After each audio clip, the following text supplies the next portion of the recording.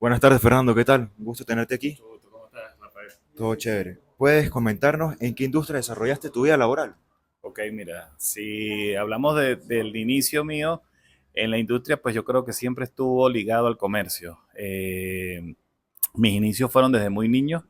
Yo comencé, creo que mi primer inicio de negocio mi primer riesgo desde que estaba muy chamo vendiendo helados en mi casa. Pues un día vi la necesidad o la oportunidad en la residencia donde vivía. Había una población interesante de chamos, de niños, y vi la oportunidad y dije, bueno, ¿por qué no intentar hacer unos helados y vendérselos a mis propios vecinos? Pues ese fue digamos, como el clic que me hizo de una vez ver el comercio como algo que me gustaba, pues, que seguiría desarrollando en el futuro. Y bueno, de allí vinieron muchas más historias de comercio, pero ahí arranqué, pues, ese fue mi inicio. ¿Qué te impulsó a iniciar tu primer emprendimiento? Como te digo, bueno, yo creo que mi primer emprendimiento lo puedo tomar como ese. ¿Qué me impulsó? Ver eso, ver que había una población allí dentro de la residencia donde vivía, con muchos niños que todos los días frecuentábamos y jugábamos y compartíamos. Entonces dije, bueno, ¿por qué no tener esta oportunidad de venderles algo, de ofrecerles algo en una residencia que pues no, en ese momento no contábamos con ningún centro que tuviéramos cerca que expendiera algo? Entonces se me ocurrió esa idea de venderles los helados, pues allí creo que ese fue el impulso, pues. ¿En qué momento te diste cuenta de que tu emprendimiento estaba evolucionando hacia algo más grande para formar una empresa? Ahí nos saltamos muchos pasos, pero ¿en qué momento te dio esa motivación de ya formar una empresa? Bueno, yo creo que luego de ese cuento que les he hecho de muy niño, incursioné en muchas otras actividades que se pueden llamar emprendimientos, todas ligadas al comercio. En el momento que yo decido formalizar un poco más todas estas actividades que venía desarrollando, es en el momento que me hago propietario de un local comercial en el cual se podían vender distintos productos. El local inicialmente que compré era de accesorios de dama, carteras, ropa. Yo lo diversifiqué a perfumes, calzado. Bueno, le fui colocando otros rubros igualmente ligados al comercio, pero que por la oportunidad y la zona donde estaba ubicado el comercio sentía que se podían manejar. Es el momento donde doy el salto de hacer emprendimientos de calle, de vender a conocidos, de vender a referidos, de vender a personas en sus propias casas, a tener ya un negocio con un poquito más de formalidad, con un poquito más de organización. Pues ese es el salto, ahí es cuando siento que doy el salto de un emprendimiento básico a algo más formal y para próximamente ser una empresa. Pues. ¿Hubo algún momento en el que pensaste rendirte y pues qué te hizo seguir adelante? Sí, bueno, de hecho tengo una anécdota bastante, vamos a decir, compleja, y es que en cierta edad, entre esos tantos emprendimientos que fui pasando a lo largo de mi vida, decidí iniciar en un negocio de un autolavado. Ingreso de modo alquilado en un terreno donde no existía ningún tipo de edificación, sino era un terreno baldío, vamos a decirlo así, que sus dueños actuales o sus dueños originarios en su momento lo utilizaban simplemente para estacionar algunos vehículos de noche y ya. Yo les planteo la alternativa de montar un autolavado como tal, y inicio las adecuaciones del sitio desde cero, o sea, desde hacer una oficina, hacer un depósito, hacer una fosa para cambiar aceite, hacer un puente elevado para lavar los que eran chasis, motores, hacer drenajes de instalaciones de agua, electricidad, todo desde cero. Y en el momento que ya culmino con las instalaciones del autolavado y comienzo a funcionar como tal, al cabo de 15 días, los dueños del terreno deciden por una situación familiar vender el terreno como tal sin participármelo a mí. Y entonces, wow, fue fuerte porque aposté muchísimo, capital, esfuerzo, tiempo, ganas, dedicación en hacer todo aquello cuando te estoy hablando de que tan solo tenía 17 años y me era difícil comprar hasta 5 pacas de cemento. Y bueno, ahí se gastó mucho más de 5 pacas de cemento, se tuvieron que hacer muchas cosas y todo fue granito a granito y con mucho esfuerzo. Y 15 días después de haber aperturado ese negocio con tantas ganas, con tanta esperanza, me dan esa noticia que vendieron el terreno. Me dicen que yo puedo quedar allí tranquilamente. Se lo vendieron en aquel momento a una empresa importante de expresos, y la empresa de expresos se reúne conmigo siendo yo un joven de corta edad y me dice que puedo funcionar sin ningún problema. Y resulta que a la semana siguiente ellos mismos me condenaron el acceso a las instalaciones que yo había construido y me dijeron que hasta ahí podía funcionar y entonces, bueno, a salir con mis 3 máquinas, con mi inventario que era muy corto de lubricantes y de champús y cosas con las que se utilizaban para lavar los carros y nada, listo, desistir.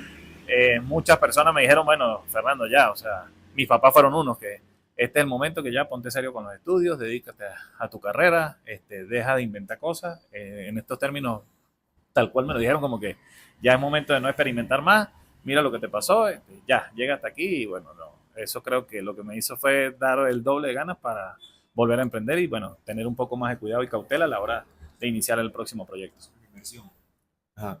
¿Cuáles consideras que son las habilidades más importantes que un emprendedor debe desarrollar para convertirse en un empresario exitoso? Mira, yo creo que habilidades como tal, todos los seres humanos tenemos habilidades distintas, algunas más desarrolladas que otras, en algunas y otras habilidades, vuelvo a redundar la palabra. Lo importante siempre en un emprendimiento, y yo se lo digo a muchas personas que se acercan a uno a comentarle sus ideas, a comentarle sus proyectos, te ven como alguien que de repente te puede aportar algo de experiencia sobre el emprendimiento que tiene en mente.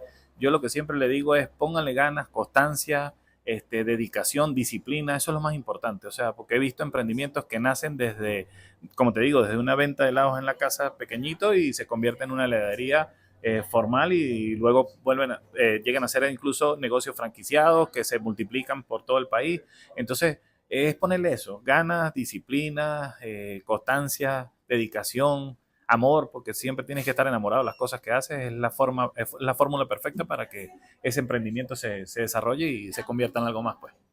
¿Te sigue apasionando de tu trabajo ahora que no estás emprendiendo, sino dirigiendo una empresa?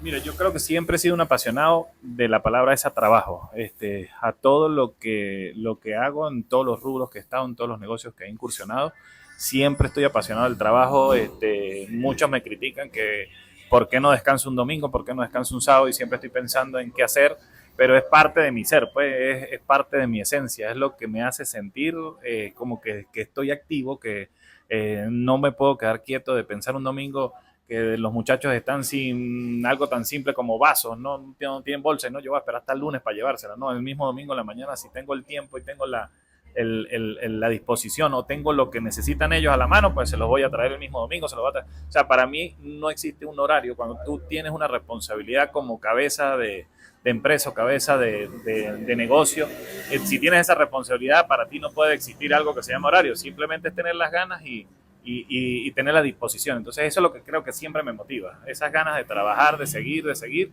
es la motivación principal que uno debe encontrar en cualquier proyecto. Mejorar constantemente. Y mejorar constantemente, claro. Okay. ¿Qué hábito o rutina considera indispensable para su éxito diario como emprendedor o empresario? Mira, una rutina que creo que es muy importante en cualquier proyecto que desarrolles es las anotaciones, pues. Siempre es bueno en la disciplina de tu trabajo anotar las cosas, llevar una secuencia de lo que tienes que hacer hoy, lo que tienes que hacer mañana e incluso lo que puedes hacer la semana próxima o dentro de 15 días.